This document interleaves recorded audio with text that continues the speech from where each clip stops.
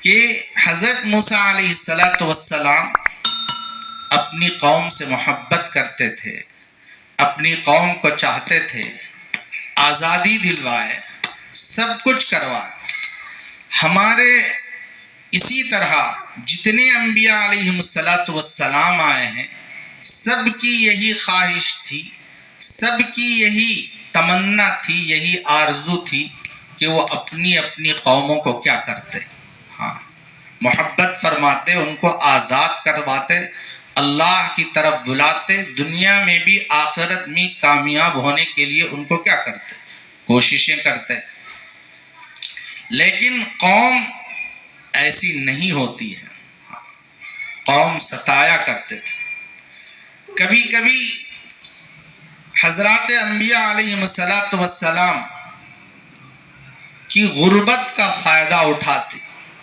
حضرت نوح علیہ السلام سے تو قوم نے یوں کہا، تم ایک غریب قسم کے آدمی ہو، تمہارے ماننے والے بھی غریب قسم کے آدمی ہیں، تمہاری اطاعت کرنے والے بھی، ہم ایک غریب آدمی کی بات کیسے سنیں؟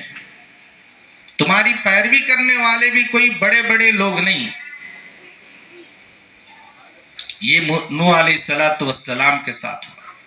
میرے اور آپ کے آقا تاجدار مدینہ محمد عربی صلی اللہ علیہ وسلم، آپ تو یتیم تھے، در یتیم، نہ والد تھے نہ والدہ تھے، دونوں فوت ہو چکے تھے۔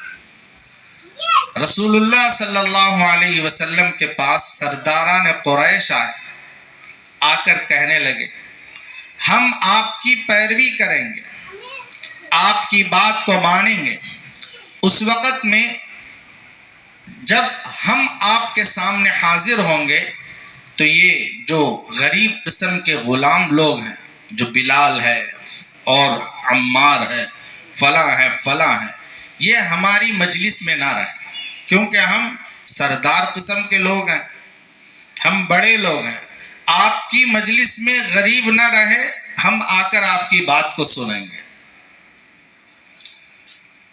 رسول اللہ صلی اللہ علیہ وسلم بڑے حریص تھے،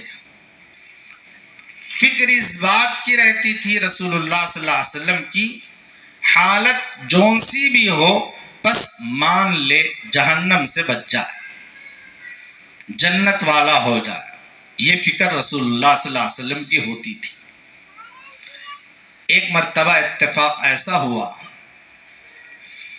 حضرت عبداللہ ابن ام مکتوم رضی اللہ عنہ ایک نابینا صحابی، دونوں آنکھوں سے معذور تھے، حضرت عبداللہ ابن ام مکتوم رضی اللہ عنہ۔ آپ اپنے کسی مسئلے کو لے کر رسول اللہ صلی اللہ علیہ وسلم کی خدمت میں پہنچے۔ اس وقت میں رسول اللہ صلی اللہ علیہ وسلم کے ساتھ مکے کے بڑے بڑے شرفاء، امراء، بڑے بڑے سردار بیٹھے ہوئے تھے۔ حضرت عبداللہ ابن ام مکتوم رضی اللہ عنہ آ کر آپ سے دریافت کرنے لگے تو اللہ کے نبی علیہ السلام نے فرمایا، تھوڑی دیر کے بعد میں آپ کا مسئلہ حل کروں گا۔ یہ وہ لوگ ہیں، قوم کے سردار ہیں، اگر یہ ایمان میں داخل ہو جائیں، یہ اسلام میں داخل ہو جائیں، ان کے پیچھے ایک بہت بڑی تعداد ہے جو وہ اسلام قبول کر لے گی ان کی بات پر، ان کی اتباع پر۔ اگر یہ لوگ میرے ہاتھ سے نکل جائیں گے تو بہت بڑی قوم ہاتھ سے نکل جائے گی۔ اس امید پر، اس تمنا پر، اس آرزو پر رسول اللہ صلی اللہ علیہ وسلم نے حضرت عبداللہ ابن ام مکتوم رضی اللہ عنہ کی بات پر توجہ نہیں دی۔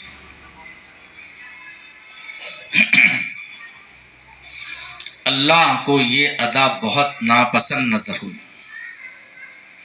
فوراً اللہ تبارک و تعالی آیتیں اتاری، عبس وتولی ان جاءہ الاعمی وما يدريك لعله يزكى او يذكر فتنفعه الذکر۔ ایک نابینا آپ کے پاس آتا ہے اپنی حاجت کو لے کر، آپ اس کے منہ پھیر لیتے ہیں، محبوبانہ عتاب فرمائیں اللہ۔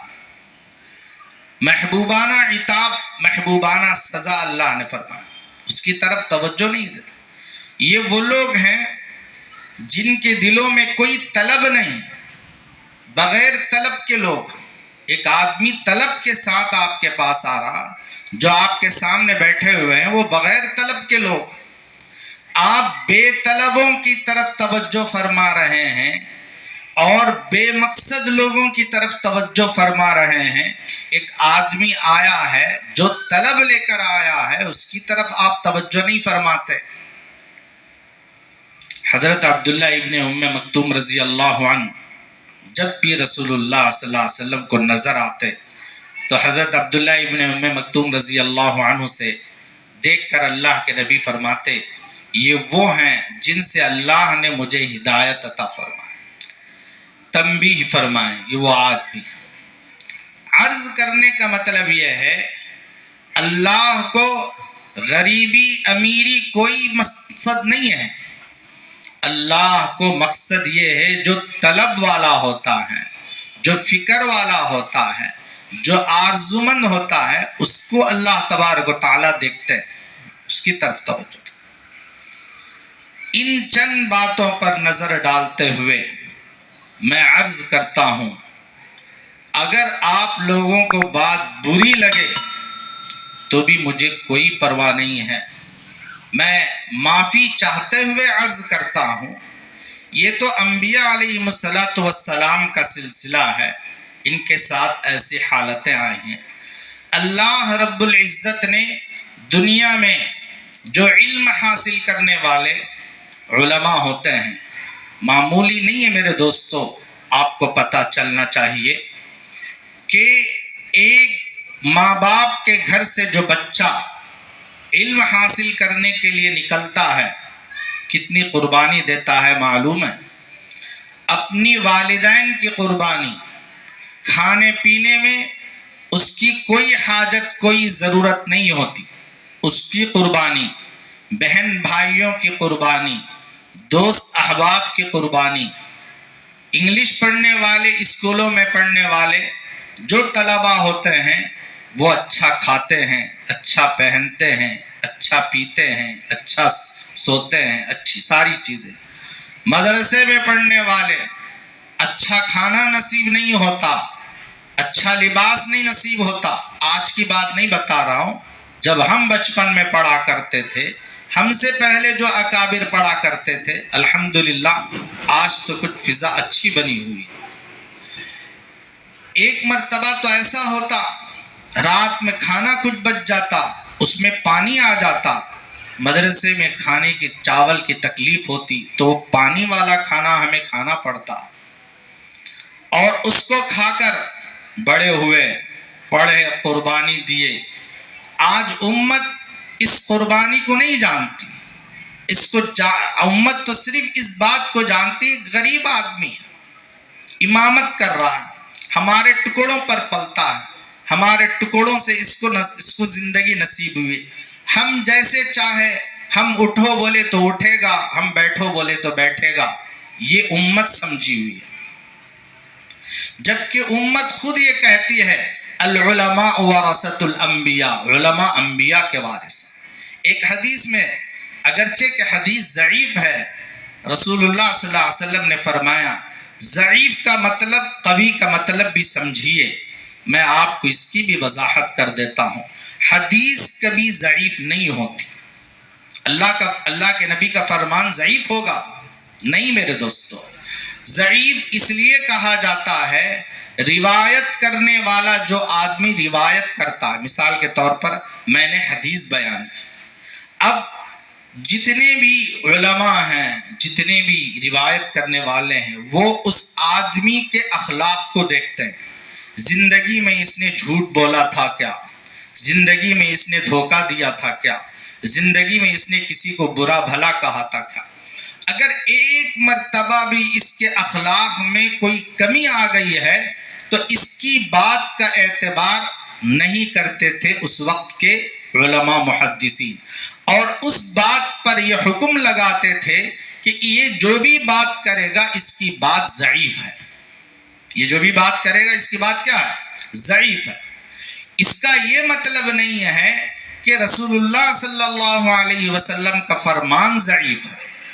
آدمی کے اخلاق اور آدمی کے کردار جو بات کرنے والا ہے، اس کی وجہ سے حکم لگایا جاتا ہے۔ اس لیے کہ اس وقت میں حدیث بیان کرنے والے اتنے متقی پرہیزگار ہوتے تھے، اتنے بڑے متقی پرہیزگار ہوتے تھے، کبھی جھوٹ نہیں بولتے تھے، کبھی دھوکہ نہیں دیتے تھے، کبھی کسی کو برا بھلا نہیں کہتے تھے۔ امام بخاری رحمۃ اللہ علیہ کے متعلق آتا ہے، آپ نے جو حدیث موقع دیا جائے گا آپ کو نماز کا، برا مت سمجھیے اس طرح بولنے کی وجہ سے، کیوں زمانہ ایسا ہے اچھی بات بولے تو بھی دشمن بن جاتا ہے۔ آپ کی بات نہیں ہے، ہاں ایسا ہی ہو رہا ہے۔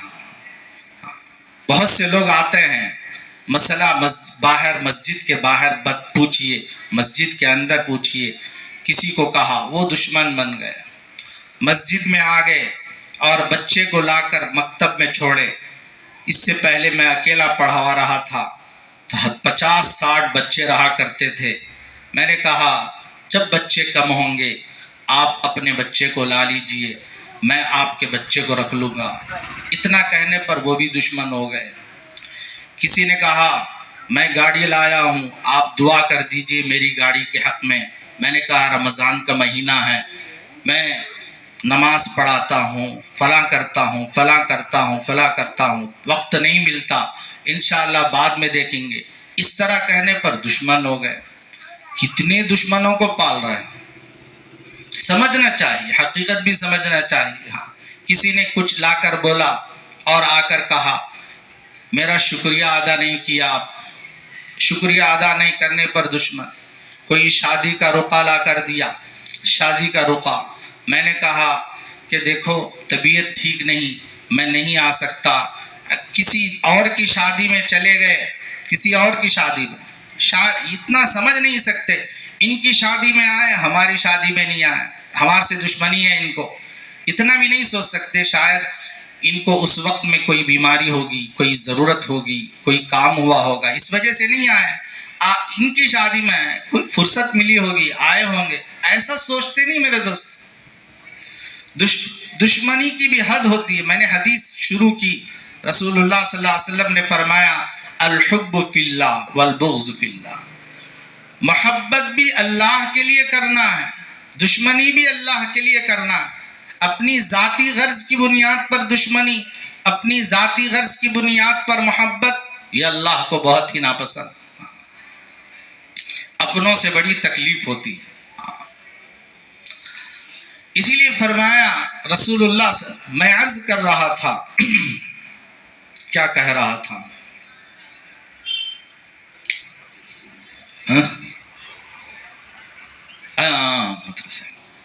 صحیح اور ضعیف حدیث۔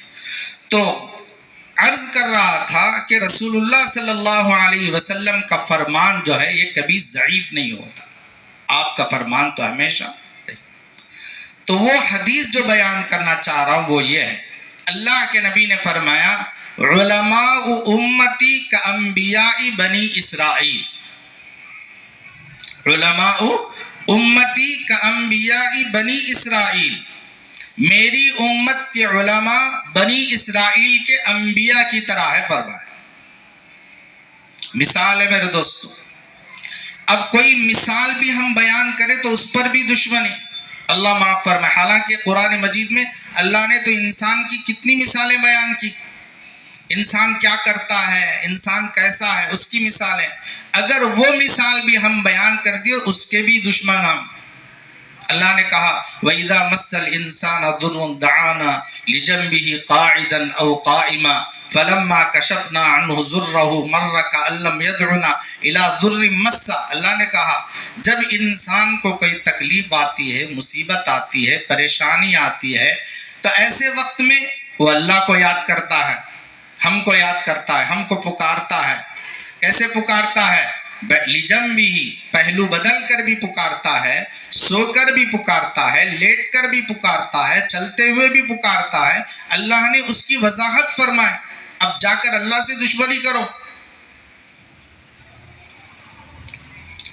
کیا مسئلہ ہے؟ امت اتنی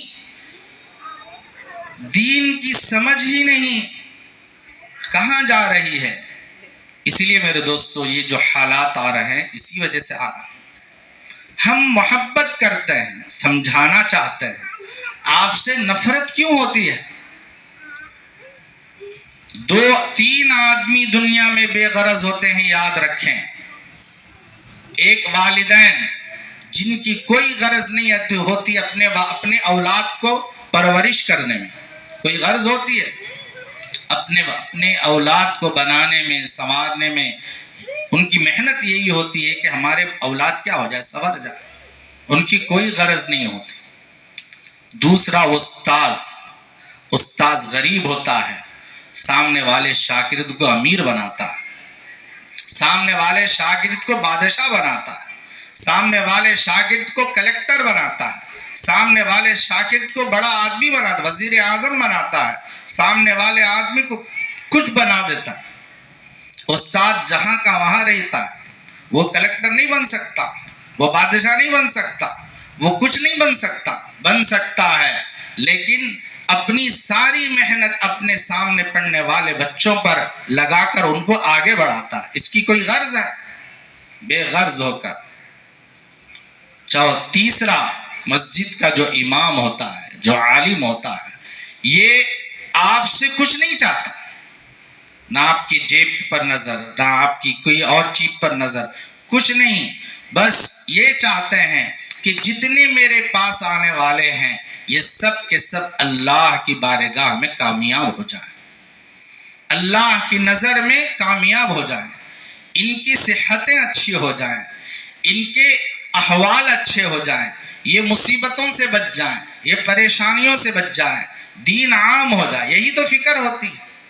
یہ غلط ہے، کوئی غلط نہیں ہے۔ ہاں، تو اس پر مجھے ایک لطیفہ یاد آیا۔ لطیفہ ایک چٹکلے کو کہتے ہیں، چٹکلے کو چٹکلے کی طرح ہی رکھنا چاہیے، اس کو اپنے اوپر نہیں لینا چاہیے۔ ہاں، یہ بھی ایک مصیبت ہے، اگر چٹکلا بیان کیا جائے تو وہ بھی کیا سمجھتے ہیں، میرے لیے بولے، مجھے برا بولے۔ ہر چیز کو اپنے اوپر سنوارنا نہیں ہے، اصلاح کی بات اصلاح کی طرح ہوتی ہے۔ اس کی ایک مثال ہے، رسول اللہ صلی اللہ علیہ وسلم نے فرمایا، المؤمن مرآۃ المؤمن، ایک مومن دوسرے مومن کا آئینہ ہے، ایک مومن دوسرے مومن کا آئینہ ہے۔ آئینہ کا کیا مطلب؟ اب آئینہ ہم دیکھتے ہیں تو ہمارا چہرہ آئینے میں کیسے نظر آئے گا؟ اگر ہمارے چہرے پر داغ ہے، ہمارے چہرے پر پھنسی ہے، ہمارے چہرے پر زخم ہے، تو جو چیز ہے وہی دکھائے گا، نہیں کوئی اور چیز دکھائے گا۔ اب ایسی صورت میں ہمارے چہرے پر داغ ہے تو آئینے نے داغ دکھایا تو ہم اس سے یہ کہیں گے کہ تو نے میرے چہرے پر داغ کیسے دکھایا، مجھے غصہ آیا، اس کو کیا کر دیا، پھوڑ دیں گے۔ سامنے والا جو نصیحت کرتا ہے وہ بھی اسی لیے کرتا ہے، تمہیں پتہ نہیں چلتا، جب آئینہ جو دیکھنے والا آتا ہے اسے پتہ چلتا ہے کہ ہماری غلطی کیا ہے، ہماری اصلاح کیسے ہونی چاہیے، سامنے والے کو پتہ چلتا ہے، ہر ایک کو پتہ نہیں چلتا۔ ہاں، اسی لیے بات جو کی جاتی ہے وہ اصلاح کی غرض سے نہیں کی جاتی ہے، اس لیے نہیں کی جاتی کہ آپ سب سے ہمیں دشمنی ہے اس لیے کر رہے ہیں۔ اللہ معاف فرمائے میرے دوستو۔ تو میں عرض کر رہا تھا ایک چٹکلا، لطیفہ، لطیفے کو لطیفے کی طرح سمجھو، اور اگر کوئی غلط چیز اس میں نظر آئی تو میں ابھی آپ سے معافی چاہتا ہوں، معاف کر دیں گے آپ لوگ؟ ہاں انشاءاللہ، بہت اچھے لوگ ہیں ماشاءاللہ۔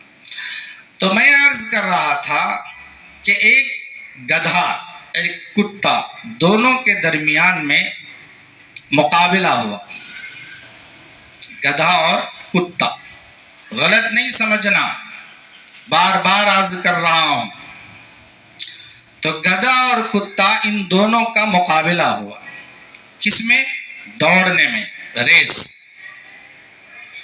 گدھا ایک ایسا جانور ہے جو بہت سست جانور ہے، بہت سست جانور، چلتے ہوئے بھی سوتا ہے، ٹہر کر بھی سوتا ہے، کھاتے کھاتے بھی سوتا ہے اور بیٹھ بیٹھے بھی سوتا ہے۔ اسی لیے ہماری بعض زبانوں میں سوماری کہتے ہیں، کہتے نہیں کہتے؟ ہاں، تو یہ ایسا جانور ہے گدھا۔ حضرت علامہ ضمیری رحمۃ اللہ علیہ کتاب الحیوان ایک کتاب ہے، اس میں سارے جانوروں کی خوبیاں اور صفات آپ نے ایسی تحقیق سے بیان کیے ہیں، تو ان میں گدھے کے متعلق یہ بیان کیا کہ یہ ایسا سست جانور ہے، یہ چلتے اور اٹھتے بیٹھتے ہمیشہ سوتا رہتا ہے، اس کے علاوہ اس کی کوئی اور ذمہ داری نہیں۔ اب دوسری بات ہے، دوسرا جانور کتا ہے۔ یہ ایسا جانور ہے، یہ دوڑتا ہے، بیکار بھی دوڑتا ہے، کار آمد بھی دوڑتا ہے، کار جاتی رہے تب بھی دوڑتا ہے، پھر دوڑنے کے بعد تھوڑی دور دوڑنے کے بعد پھر اس کو پتہ نہیں چلتا میں کس لیے دوڑ رہا ہوں، پھر مڑ کے آتا ہے۔ اس کو اپنے دوڑنے کی بھی حقیقت کا علم نہیں ہوتا۔ یہ ایسا جانور ہے۔ دونوں کی ریس طے ہوئی، مقابلہ طے ہوا۔ اب مقابلے کے لیے کہاں؟ کرنول سے، مثال کے طور پر کرنول سے لے کر بنگلور تک کی دوڑ ہے۔ کون پہلے پہنچے گا وہ کامیاب۔ ظاہر بات ہے، کون پہلے پہنچے گا؟ کتا پہلے پہنچے گا، اس لیے کہ اس کی دوڑ مشہور ہے، اس کی دوڑ تیز ہے۔ گدھا سست جانور ہے، چلتے چلتے سوتا ہے، بیٹھے بیٹھے سوتا ہے، لیٹے لیٹے سوتا ہے۔ لیکن اتفاق دیکھو ایسا ہوا کہ گدھا پہلے پہنچ گیا۔ اب پوری میڈیا کہاں گئی؟ گدھے کے پاس گئی۔ آپ سست جانور ہیں، آپ کیسے پہلے پہنچ گئے؟ اس میں کیا راز ہے؟ تو اس نے کہا پتہ نہیں، میں پہنچ گیا۔ اب کتے کے پاس آئے، تم تو دوڑنے میں اتنے تیز ہو، پھر بھی تم اتنے پیچھے رہ گئے، وہ کامیاب ہو گیا اور تم ناکام ہو گئے۔ تو حضرت کتا نے کہا کہ دیکھو، بات دراصل یہ ہے کہ میں جیت سکتا تھا، میں اور یہ دونوں جب نکلے ریس میں، تو اس وقت میں جب دوڑنے لگا تو ہر گلی میں، ہر موڑ میں، بڑی عبرت کا واقعہ میرے دوستو۔ اگر عبرت سمجھیں گے تو عبرت کا واقعہ۔ کتے نے کہا میں جب دوڑنے لگا، ہر گلی، ہر موڑ پر، ہر شہر پر مجھے شیر نے نہیں روکا، ہاتھی نے نہیں روکا، گیدڑ نے نہیں روکا، لومڑی نے نہیں روکا، اور چیتے نے نہیں روکا، بلی نے نہیں روکا، مجھے ہر گلی، ہر موڑ پر میرے اپنے لوگوں نے مجھے روکا، میرے اپنوں نے روکا۔ ایک گلی کا کتا دوسرے گلی میں آنے دیتا ہے؟ نہیں دیتا۔ تو اسی طرح جیسے جیسے میں آگے بڑھ رہا تھا، میری برادری کے لوگ مجھے آگے بڑھنے نہیں دے رہے تھے۔ میری برادری کے لوگ مجھے کیا کرنے نہیں دے رہے تھے؟ آگے بڑھنے نہیں دے رہے تھے۔ یہی وجہ ہے، حالانکہ دوڑنے میں میں سب سے آگے ہوں، لیکن برادری کے لوگ آگے بڑھنے نہیں دیتے۔ یہی مثال ہے میرے دوستو آج ہماری، کہ آج ہمارا بھائی ہمیں آگے بڑھنے نہیں دیتا، ہمارا رشتہ دار ہمیں آگے بڑھنے نہیں دیتا، ہمارا پڑوسی ہمیں آگے بڑھنے نہیں دیتا، ہمارا اپنی ہی۔ ایک بات یاد رکھیں، حسد سب سے بڑی خطرناک چیز ہے۔ دل صاف کب رہتا ہے؟ جس کا دل صاف رہتا ہے وہ جنتی ہے، رسول اللہ صلی اللہ علیہ وسلم نے فرمایا۔ کچھ کرنے کی ضرورت نہیں ہے، رات بھر تہجد پڑھنے کی ضرورت نہیں ہے، اور دن بھر روزہ رکھنے کی ضرورت نہیں ہے، دل صاف رہا بس جنتی ہے۔ واقعہ یہ ہے کہ ایک مرتبہ رسول اللہ صلی اللہ علیہ وسلم مجلس میں بیٹھے ہوئے تھے، ایک صحابی ہاتھوں میں جوتے لیے ہوئے، وضو کے پانی کے قطرات ان کے ہاتھوں سے ٹپک رہے تھے، تمام صحابہ بیٹھے ہوئے تھے، ان تمام صحابہ میں سے انگلی کے اشارہ کر کے فرمایا تم جنتی کو دیکھنا ہو تو سامنے والے کو دیکھ لو، جنتی آ رہا ہے۔ اللہ کے نبی نے فرمایا جنتی کو دیکھنا ہو سامنے والے کو دیکھو، جنتی آ رہا ہے۔ تو صحابہ شوقین تھے عمل کرنے کے، ان کو اپنے آپ کو جنتی سمجھنا بننا ان کو بھی شوق ذوق تھا۔ تو حضرات صحابہ میں سے ایک دن ایسا ہی ہوا، دوسرے دن بھی ایسے ہی بیٹھے ہوئے تھے، وہی صحابی آئے، اللہ کے نبی نے فرمایا جنتی کو دیکھنا ہو تو فلاں جنتی فلاں آدمی اس کو دیکھ لو۔ تیسرے دن بھی ایسا ہی ہوا، مجلس میں سے ایک آدمی کھڑے ہوئے اور اس صحابی کے پاس گئے، جا کر کہنے لگے میرے گھر میں کچھ انہونی ہو گئی، میں آپ کے گھر میں مہمان بننا چاہتا ہوں، آپ مجھے مہمان بنا لیجیے۔ اس لیے مہمان بنا لیجیے کہ یہ حالانکہ کچھ نہیں ہے، ان کا عمل دیکھنا چاہتے ہیں، کیا عمل کرتے ہیں جس کی وجہ سے اللہ کے نبی نے دنیا ہی میں اپنی زبان سے اشارہ کر کے ان کو جنتی فرمایا۔ یہ عمل کے لیے انہوں نے ان کے لیے ایسی ترکیب سوچی، ٹھیک ہے آپ میرے گھر رہیے۔ تو چنانچہ وہ ان کے گھر رہ گئے، دن بھر رہے، رات کا وقت آیا، وہ بھی ایک دسترخوان پہ کھائے، یہ بھی اس دسترخوان پر سو گئے، وہ اس جگہ سو گئے، یہ اس جگہ سو گئے۔ رات بھر یہ بیڈ شیٹ میں سے نکالتے اور دیکھتے یہ کیا قرآن پڑھ رہے ہیں، ذکر کر رہے ہیں، تلاوت کر رہے ہیں، کچھ بھی نہیں، پھر سو گئے۔ جیسے ہی اذان ہوئی فجر کی تو اٹھے، وضو کیا، 2 رکعت نماز پڑھی، مسجد کو چلے گئے۔ ایک دن ایسا ہوا، دوسرے دن بھی ایسا ہی ہوا، تیسرے دن بھی ایسا ہی ہوا، کوئی خاص عمل نہیں ہے۔ پریشان ہو گئے، اللہ کے نبی تو ان کو جنتی فرمایا، ان کا عمل تو کچھ بھی نہیں ہے، نہ رات بھر تہجد ہے نہ دن بھر روزہ، پھر کیسے جنتی فرمایا؟ آخر تیسرے دن ان کو پکڑ کے فرمایا بھائی بات دراصل یہ ہے، میرے گھر میں کوئی لڑائی وغیرہ نہیں ہوئی، اللہ کے نبی نے مجلس میں یہ فرمایا تھا کہ تم جنتی ہو، دیکھنا ہو تو فلاں کو دیکھ لو۔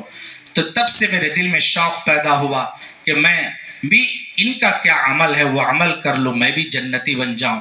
اس وجہ سے میں نے یہ ترکیب سوچی، اور یہ ترکیب سوچ کر 3 دن آپ کے گھر میں رہا، کوئی عمل نظر نہیں آیا۔ بتاؤ کیا بات ہے جس کی وجہ سے اللہ کے نبی یہ بولنے پر مجبور ہو گئے؟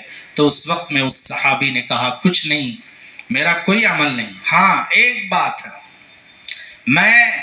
میرے دل میں اپنے جتنے بھائی مسلمان ہیں ان میں سے کسی کے متعلق دل میں میرے کینہ نہیں، حسد نہیں، بغض نہیں، کپٹ نہیں، میرا دل ہمیشہ صاف رہتا ہے۔ تو انہوں نے کہا اس طرح تو کوئی بھی نہیں کر سکتا، شاید اسی وجہ سے اللہ کے نبی نے تمہیں کیا کہا ہے، جنتی کا۔ اپنی آخری بات بتا کر میں اپنی ختم کرتا ہوں میرے دوستوں، مقدر اللہ نے ہر ایک کا طے کر رکھا، کس کا کیا مقدر ہے، وہ موت تک انسان کے ساتھ رہتی ہے۔ آپ جلو تو بھی وہی کھائے گا، پھرو تو بھی وہی پیے گا، وہی پہنے گا، وہی ہوگا۔ ہمارے جلنے سے اس کا مقدر کم نہیں ہوگا، ہمارے کڑنے سے اس کا مقدر کم نہیں ہوگا، چھینا جائے گا ایسا ہرگز نہیں۔ اس لیے دلوں کو صاف رکھو، پاک رکھو۔ اور آخری بات یہ ہے کہ الحمدللہ ہمارے ملک میں انتخابات ہونے جا رہے ہیں، ہم میں سے ہر ایک نیت کریں کہ ہمارا ووٹ ضرور ہوگا، کریں گے بھی انشاءاللہ۔ اس کے لیے ہمارے علماء فرماتے ہیں، اکابرین فرماتے ہیں، اس وقت بہت ضروری ہے، ذمہ داری ہے، اس کے لیے 2-3 کام کریں۔ جس دن ہمارا انتخاب ہے اس دن صبح سویرے اٹھیں، تو ہو سکے تو تہجد پڑھیں، ذکر کریں، قرآن کی تلاوت کریں، صدقہ خیرات کریں، اور جب ووٹ ڈالنے کے لیے ہم جائیں گے جس امیدوار کو بھی، اس وقت میں ایک دعا ہے، اس دعا کو کہہ کر دبائیں، حسبنا اللہ ونعم الوکیل۔ کیا ہے دعا پڑھو، حسبنا اللہ ونعم الوکیل۔ تو یہ دعا پڑھ کر ہم کو دبانا ہے۔ اب ہمارا بھروسہ کس پر ہے؟ اللہ کی ذات پر ہے۔ جب ہماری نیت اور ہماری زبان سے یہ ذکر ہوگا تو یقیناً اللہ تبارک و تعالیٰ فیصلے اسی کے مطابق فرمائیں گے۔ آمین وآخر دعوانا الحمدللہ رب العالمین۔ جو حضرات سنت و نوافل سے فارغ نہیں ہوئے جلد سے جلد سنتیں ادا کریں۔